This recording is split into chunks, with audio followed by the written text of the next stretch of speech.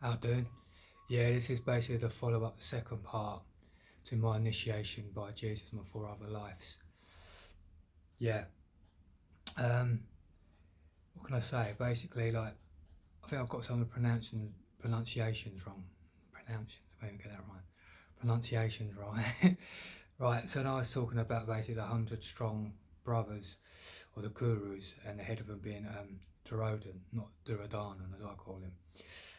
Yeah, it's Duryodhan, and he was a chief elder son, and he has as the gurus, and he had an absolute problem with the five Pandu brothers um, that I was part of in my life as Abhimanyu, who was basically the son of Arjuna and Subhadra, and the nephew of Krishna.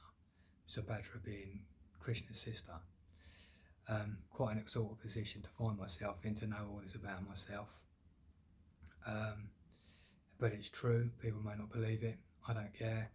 I've no reason to lie about such things, that it happened. Why do I want to bring it upon myself to be something more than I'm not actually in realizations? I wouldn't lie to myself to make any more of a fool of myself than I am. I'm not doing this for profit. I'm not doing this for a following of people, to build myself a temple, to have loads of minions around me. If I was going to do that, I'm 50 years of age. Don't you think I would have done this when basically I had the visitation of Jesus appearing to me at 21 years of age, in 1996 of May the 11th, just after midnight. I was only turned on to the Vedic life again at about 21, just about a couple of weeks after receiving the revelation and visitation of Jesus. And then from then on, it's just grown, and it was basically me knowing that I was Kali Ivana through a past life, through connections of being calling Krishna a rancor, and me overhearing something when I was stoned, a little bit stoned in an African bush, that I hear someone say Scooby and Shaggy, and my mind reacted to me hearing that, and overreacting myself, knowing I was overreacting by thinking Scooby and Shaggy being looked upon as me, right, being a coward. And it got more and more angry, and I went into a past life regression.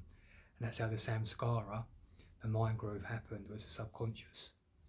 And there was then I took me into a past life, and that's how I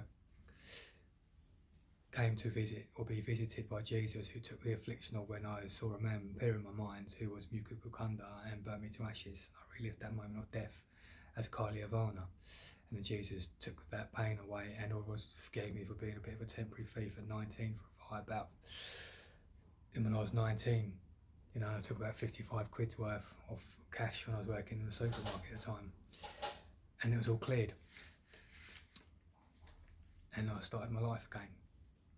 I've continued and just progressed anyway in my life, and took it in my stride. So these things really did happen in my life. These things have really come to fruition. No one's ever going to really believe me. That was part of the territory that Jesus says some people ain't going to believe you. I mean, if they didn't believe Jesus when he arrived, then he's a Pradyumic son. God in some of the incarnations said this is Krishna. He said the fools are derived me when I arrive, and he's God himself. Who's going to believe any other devotees of such a high grand scale of realisation and relationship that I'm coming across with?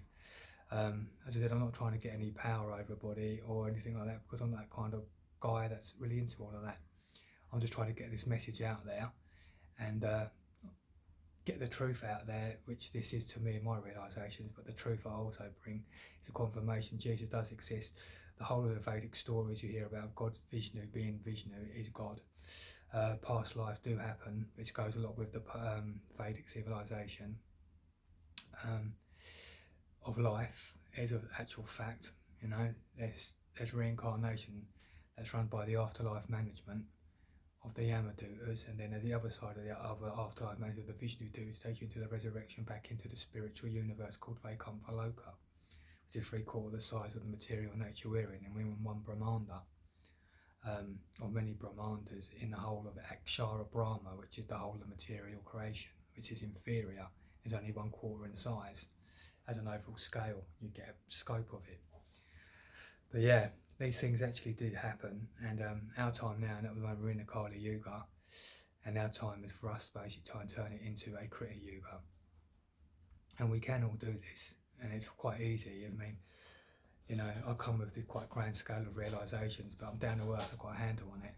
And the pragmaticness of it is really, it's like, it's nothing that you have to do too much apart from wherever you stand as a man or a woman in your own post and position. How would that, from an iron yuga system we're in, and as a duty, how would it then be converted into a krita yuga as a duty?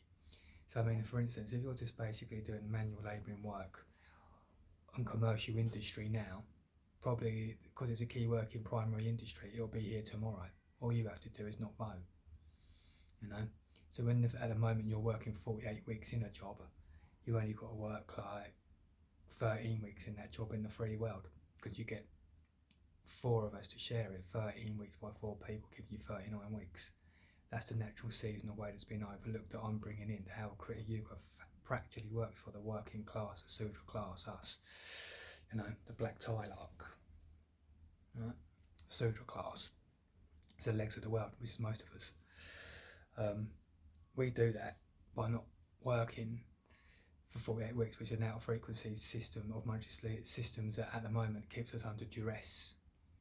And all we got to do is not vote on voting day to do it. So I mean, you've got to look at yourself as well. You're a self stacker today for 48 weeks. You're just now shelf stacking for 13 weeks, and you've done your bit in your year in community service for free, and everything's a free admission and attainment for you in return.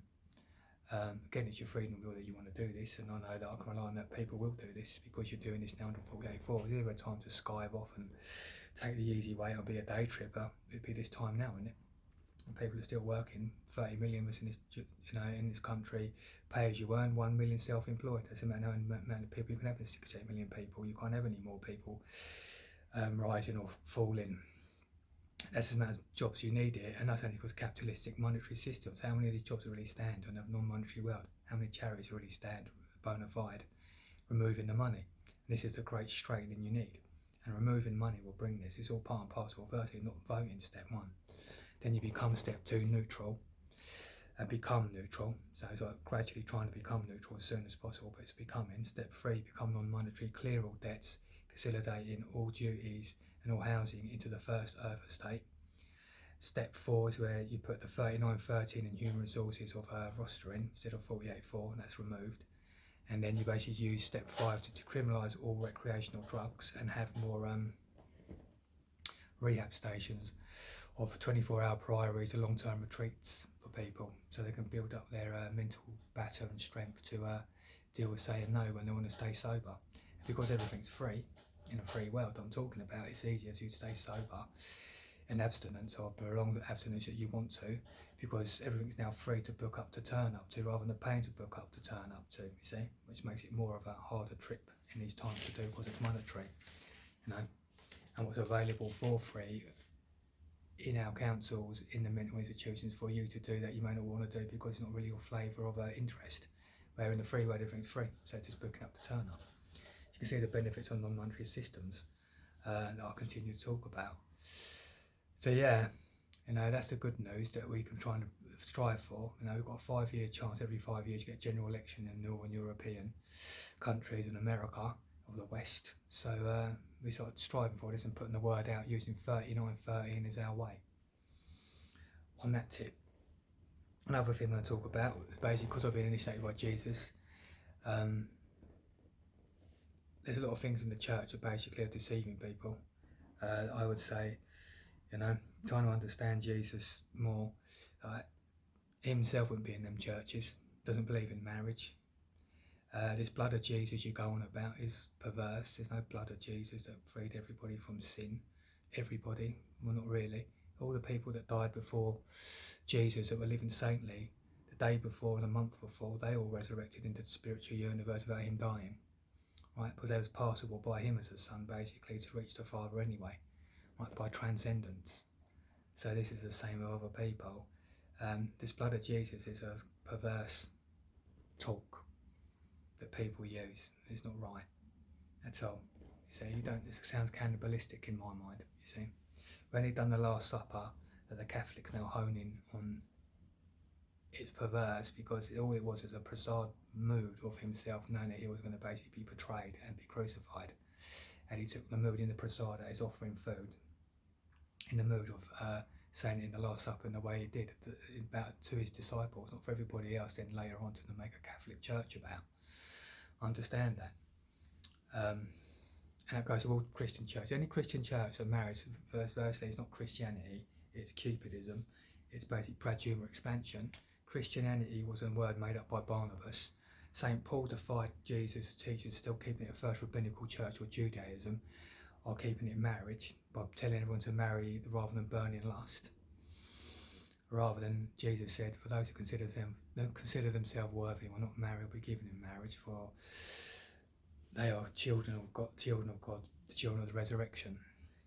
Those who consider themselves worthy of the resurrection will not marry or be given in marriage. See, there you go. So how does progeny continue? The same with Buddha in his teaching 500 years. There's the real way. You live with each other at most in an open relationship, but it ain't open for the monogamous, the adulterators in monogamy, prostitution and rape. They're the four fallen, one last fallen than the last as a contract. The Immaculate Conception contract is what living like the angels means in non-marital relationships. That's the real crux of things. That's the giveaway sign how you can tell that they're still under Lord Shiva. All these churches, because he's the Lord of marriage in the Vedic civilization of the world that we're in, whether you want to accept it's a Vedic world or not, it's in a Kali Yuga system of a Vedic system. That's Vedas, as I told about, this is the Kali Yuga, and this is the Kali Yuga of times. So whether you accept it or not, it's another thing. You know, as I say, you know, what does a Jew and a Muslim, an atheist and a Christian all have in common? They all meet and they all marry, right?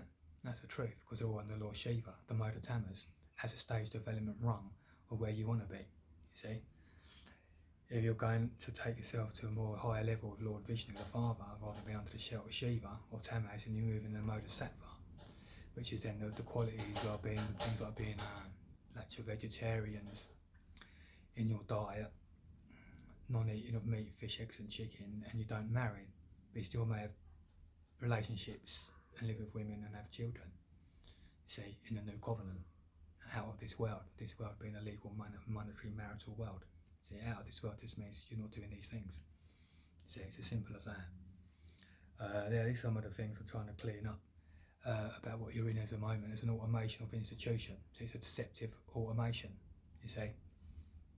And you need to be basically back in sort of like, you know, the Krita Yuga administration, where we need to really be, you know.